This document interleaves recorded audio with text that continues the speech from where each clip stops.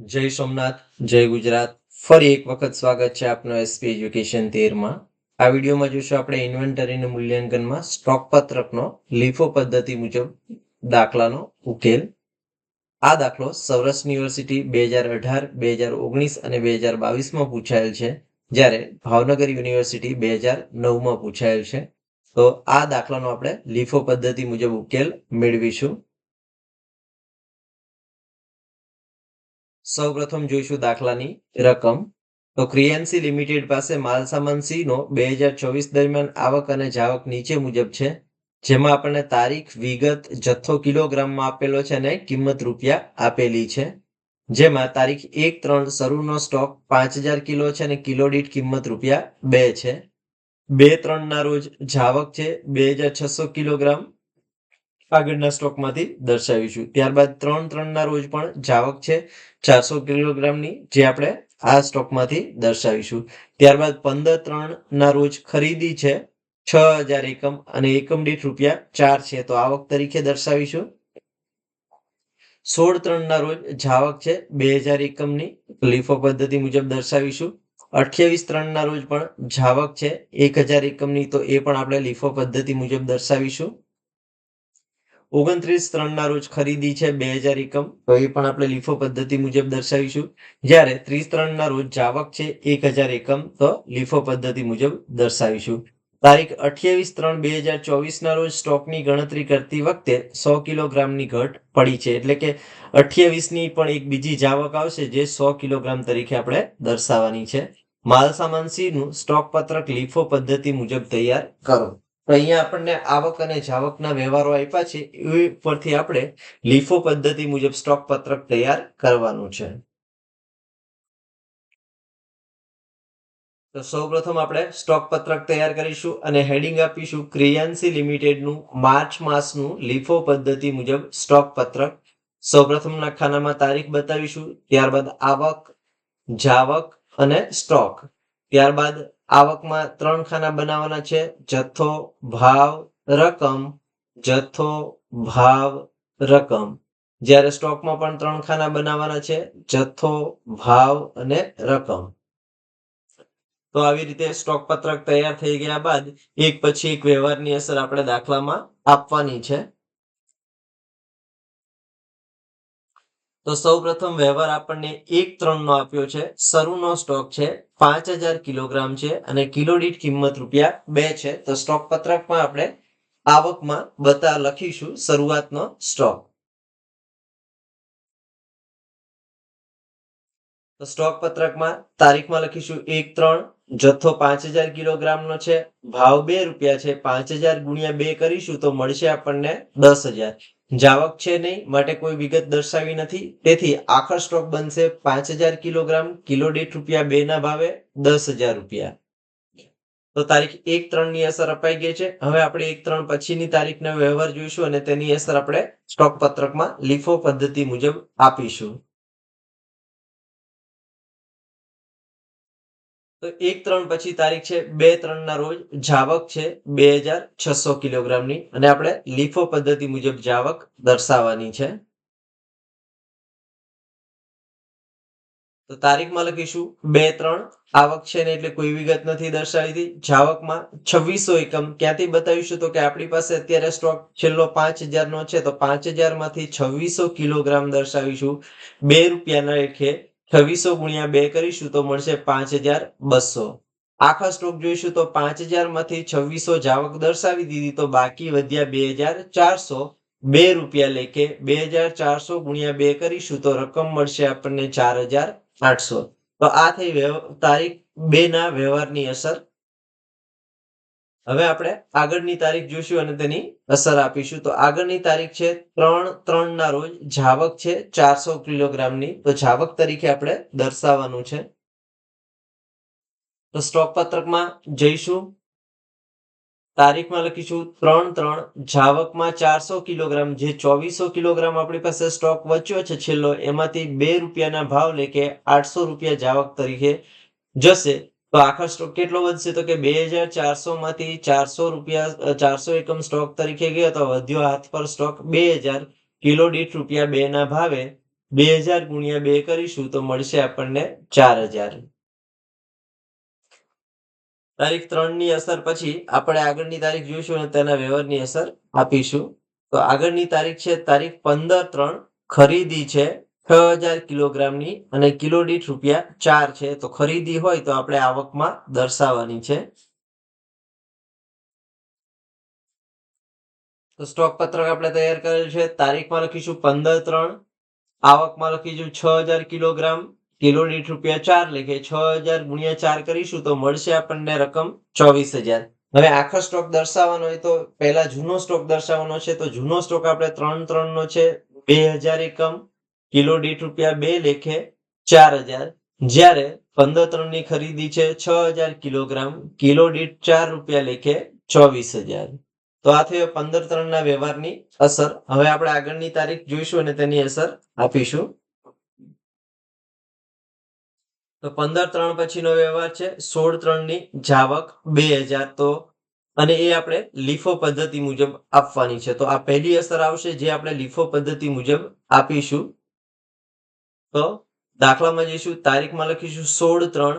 2000 આપવાના છે. તો છેલ્લી ખરીદી આપણી કઈ છે તો કે 6000 કિલોગ્રામની છે. તો 6000 કિલોગ્રામ ₹4 ભાવે ખરીદ્યો છે. તો એમાંથી આપણે જાવક દર્શાવવાની છે. તો 6000 માંથી 2000 જાવક તરીકે ₹4 લેખે 8000 થશે. આખા સ્ટોક દર્શાવીશું તો જૂનો સ્ટોક 2000 ₹2 લેખે 4000. જ્યારે 6000 માંથી 2000 લીફો પદ્ધતિ મુજબ આપણે જાવક દર્શાવી છે. તો હાથ પર સ્ટોક 16/3 નો વધ્યો છે 4000. ₹4 લેખે રકમ 16000. ખાસ યાદ રાખવાનું છે કે છેલ્લી ખરીદી હોય એમાંથી જાવક દર્શાવવાની છે. તો છેલ્લી ખરીદી આપણી 6000 એકમની હતી. એમાંથી આપણે જાવક 2000 દર્શાવી છે. લીફો પદ્ધતિનો મતલબ જ એમ છે કે લાસ્ટ ઇન ફર્સ્ટ આઉટ, એટલે કે છેલ્લી ખરીદેલો માલ પહેલા જાવક તરીકે દર્શાવો. 16/3 પછી આગળની તારીખ છે 28/3. જાવક છે 1000 કિલોગ્રામની. તો એ પણ આપણે દર્શાવવાની છે. તો પત્રકમાં જઈશું. તારીખમાં લખીશું 28/3. જાવકમાં 1000 કિલો. તો 1000 ની છેલ્લો આપણી પાસે કયો માલ છે તો કે ₹4 ના ભાવનો છે. તો 1000 ₹4 લેખે 4000 દર્શાવવાના છે. આખર સ્ટોક દર્શાવીશું તો 2000 કિલોગ્રામ 2 લેખે 4000. 4000 માંથી 1000 જાવક દર્શાવી તો બાકી વધ્યા 3000. ₹4 લેખે 3000 ગુણ્યા 4 કરીશું તો મળશે 12000. તો અહીંયા પણ આપણે ખાસ ધ્યાનમાં રાખવાનું છે કે છેલ્લી ખરીદી આપણી ₹4 ના ભાવ વાળી હતી. એમાંથી આપણે ₹1000 જાવક તરીકે 1000 એકમ જાવક તરીકે દર્શાવવાના છે. ચલો 28/3 ની અસર અપાઈ ગયા બાદ આપણને દાખલામાં એક 28/3 ની એક વિગત વધારાને આપી છે. જેમાં કીધું છે કે તારીખ 28/3/2024 ના રોજ સ્ટોકની ગણતરી વખતે 100 કિલોગ્રામની ઘટ પડી હતી. તો જ્યારે પણ દાખલામાં ઘટ હોય ત્યારે આપણે ઘટને જાવક તરીકે દર્શાવવાની છે.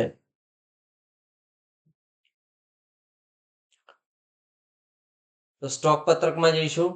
તારીખમાં લખીશું 28/3. ઘટમાં લખીશું 100.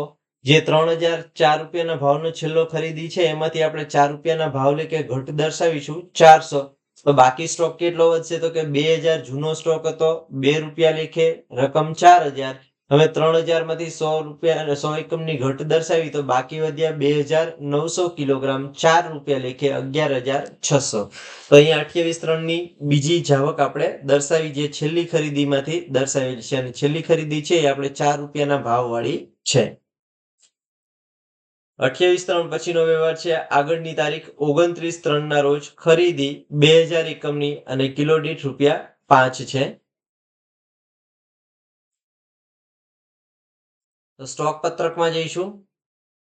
તારીખમાં લખીશું 28/3. 2000 ની ખરીદી કિલો દીઠ ભાવ 5. તો 2000 ગુણ્યા 5 કરીશું તો મળશે ₹10,000. આખા સ્ટોક દર્શાવીશું તો 2000 જૂનો સ્ટોક છે એ ₹2 લેખે 4000. એના પછીની ખરીદી છે 2900. 4 લેખેનો સ્ટોક 11600. અને 2000 છે એ 29/3 ની ખરીદી ₹5 લેખે 10,000 આખર સ્ટોક તરીકે દર્શાવાશે. તો 29/3 ની અસર અપાઈ ગયા બાદ હવે આપણે 30/3 ની અસર આપીશું. તો દાખલામાં 30/3 ના રોજ જાવક દર્શાવી છે 1000 કિલોગ્રામની અને આપણે લીફો પદ્ધતિ મુજબ જાવક દર્શાવવાની છે. છેલ્લી ખરીદી આપણી 29/3 ની છે, તો 29/3 નો ભાવ 5000 છે, એમાંથી આપણે 1000 જાવક દર્શાવીશું.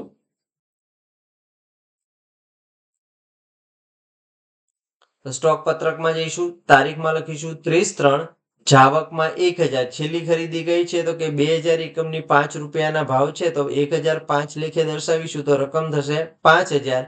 તો બાકી કેટલો સ્ટોક વધ્યો તો કે 2000 છે, એ 2000 ભાવ 2 રૂપિયા છે એટલે 2000 ગુણ્યા 2 કરીશું તો મળશે 4000.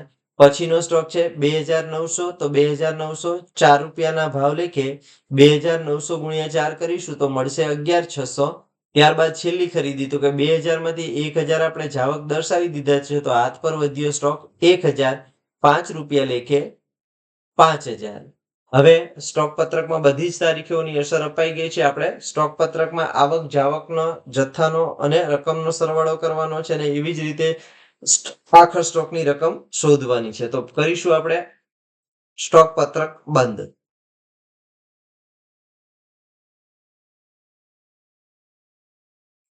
તો સ્ટોક પત્રકમાં આવકના જથ્થાનો સરવાળો કરીશું તો 5 + 6 એટલે 11, 11000 + 2 એટલે 13000 થશે. રકમનો સરવાળો કરીશું 10000 + 24000 એટલે 34000 + 10000 એટલે મળશે આપણને 44000.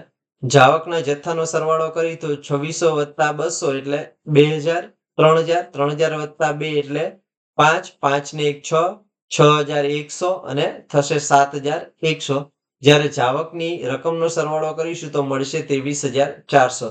હવે આખર સ્ટોક શોધવો હોય તો 13000 - 7100 કરીશું તો મળશે 5900, અથવા તો 2000 + 5 2900 + 1000 કરીશું તો પણ આપણને 5900 સ્ટોકનો જથ્થો મળશે.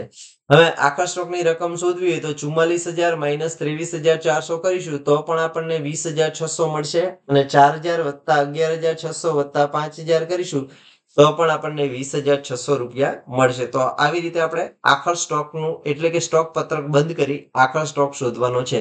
તો મિત્રો ખાસ યાદ રાખીશું કે આ પદ્ધતિમાં આપણે દાખલો લીફો પદ્ધતિ મુજબ ગણેલ છે અને લીફો પદ્ધતિ હોય ત્યારે છેલ્લી ખરીદેલી માલમાંથી પહેલી જાવક દર્શાવવાની છે.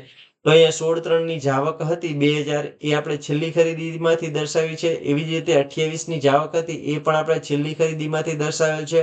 28 ની ઘટ 100 એકમની હતી એ પણ આપણે છેલ્લી ખરીદીમાંથી દર્શાવેલ છે. જ્યારે 30/3 ની જાવક 1000 છે એ આપણે 29/3 ની ખરીદી છે એમાંથી જાવક તરીકે દર્શાવી છે. તો આવી રીતે સ્ટોક પત્રકમાં લીફો પદ્ધતિનો ઉપયોગ કરવાનો છે. લીફો પદ્ધતિનો મતલબ જ એ થાય છે કે છેલ્લે આવેલો માલ પહેલા જાવક તરીકે દર્શાવવાનો છે. જો વિડીયો ગમ્યો હોય તો વિડીયોને લાઈક કરો, લિંકને મિત્રો સાથે શેર કરો, ચેનલમાં નવા હોય તો ચેનલ સબસ્ક્રાઇબ કરો. જય સોમનાથ, જય ગુજરાત. Thank you. હવે એક દાખલો છે જે આપણે જાતે ગણવા માટેનો પ્રયત્ન કરવાનો છે, એટલે કે હોમવર્ક, જેની રકમ આ પ્રમાણે છે. તો એક કારખાનાના સ્ટોર્સના અહેવાલ પરથી જાન્યુઆરી 2024ના માસના કલર આઇટમની આવક અને જાવકની માહિતી નીચે મુજબ પ્રાપ્ય બની છે, જેમાં તારીખ, વિગત, જથ્થો અને કિંમત રૂપિયા આપી છે. જેમાં 1/1ના રોજ શરૂનો સ્ટોક છે 2500 કિલોગ્રામ અને 2 રૂપિયા છે. તારીખ 2/1ની જાવક છે 1300 કિલોગ્રામ. ત્યારબાદ તારીખ 3/1ની જાવક છે 200 કિલોગ્રામનો જથ્થો. ત્યારબાદ 15/1ની ખરીદી છે 3000 કિલોગ્રામ, 4 રૂપિયાના ભાવ લેખે. 16/1ની જાવક છે 1000 એકમ. ત્યારબાદ 28/1ની પણ જાવક છે 500 કિલોગ્રામ. 29/1ની ખરીદી છે 1000 કિલોગ્રામ, કિલો દીઠ ₹5ના ભાવે. 31/1ની જાવક છે 500 કિલોગ્રામ. આ ઉપરાંત તારીખ 28/1/2024ના રોજ સ્ટોકની ગણતરી કરતી વખતે 50 કિલોગ્રામની ઘટ પડી હતી. એટલે કે 28/1ની 2 જાવક બતાવાશે, એક તો જાવક અને બીજું 50 કિલોગ્રામની ઘટ. માલસામાન સીનું સ્ટોક પત્રક લીફો પદ્ધતિ મુજબ તૈયાર કરો.